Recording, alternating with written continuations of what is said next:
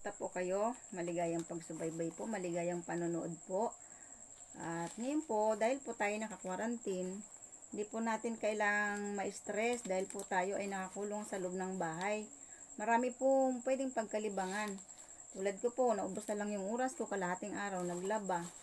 Tapos, kung tapos na po kayong halimbawa, maglaba, maglinis ng bahay, pwede po kayong magtanim-tanim ng halaman. Para hindi po kayo masyadong ma-stress sa loob ng bahay.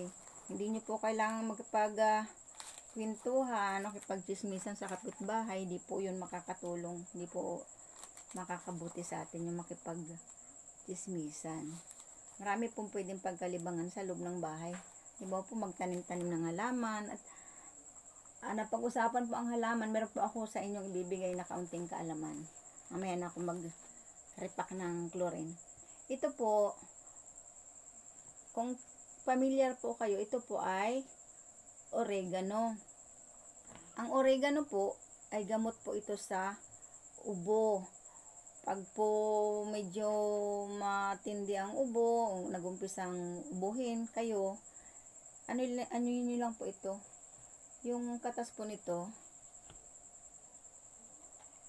hugasan nyo lang po mabuti yung dahon, tapos pigain nyo yung katas, inumin nyo. Hindi naman masama ang lasa nito, hindi naman mapait, tapos mabango po siya. Isa pa po, ito pong oregano, maganda po ito sa pangtaboy ng lamok. Ginagawa ko po nito, itong dahon na ito, ginaganon ko po, tapos pinapakatas ko. Ginagawa ko, ipinapahid ko po yan sa braso ng anak ko para po hindi po siya lamukin.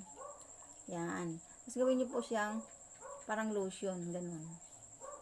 Ayaw po ng lamok ang amoy nito, pero hindi naman po siya mabaho, pero ayaw po yan ng lamok. Hindi po lalamukin yung anak niyo. Matipid pa. Hindi nyo binili kaysa bumili kayo ng mamahaling lotion na pangtaboy sa lamok.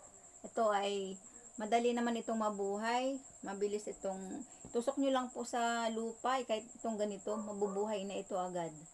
O kung ano nyo naman, ayaw nyo ilagay sa balat, maglagay kayo sa ilalim ng kwarto ninyo nito. Ayan. Ilagay nyo po sa ilalim ng tulugan ninyo o sa lugar na medyo madilim at maraming lamok. Mga lamok po gustong gusto po sa madilim. Doon nyo po ilagay. Diba po sa mga sulok ng inyong tulugan, sa sulok ng inyong kwarto.